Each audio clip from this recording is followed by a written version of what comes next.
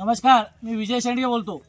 आज आपण जे इथं बसलेलो आहोत हा कोणता पांढर रस्ता नसून हा मुख्य रस्ता कळमगाव ते कोळगाव आहे।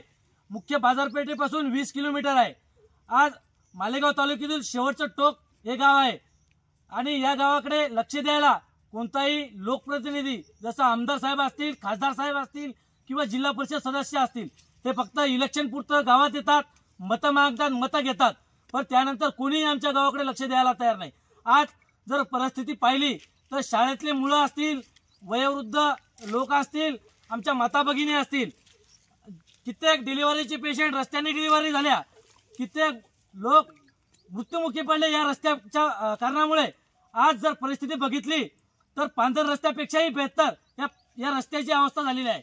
आज आम्ही भारतात राहतो का पाकिस्तानात राहतो हाच प्रश्न आमच्या पुढे आहे। जर सगळ्या सुविधा शहरी भागाला मिळत असतील तर त्याच सुविधा आमच्या गावाला का मिळत नाहीत हा प्रश्न आम्हाला पडलेला आहे। त्यामुळे आमची तुम्हा सर्वांना विनंती आहे, सर्व लोकप्रतिनिधी असतील, प्रशासन असेल, पालकमंत्री असतील, यांना आमचे हात जोडून कळकळीची विनंती आहे की आमच्या कोळगाव ते कळमगाव रस्त्याची तात्काळ दखल घेऊन आम्हाला रस्ता ताबडतोब द्यावा। कारण आम्ही गेल्या 20 वर्षापासून या रस्त्याची मागणी करत आहोत, परंतु अद्यापही कोणत्याच लोकप्रतिनिधीने आमच्या मागणीची दखल घेतली नाही। आमच्या मागणीला केराची टोपी टाकून ते आमची मागणी बगल साईट करत आहेत।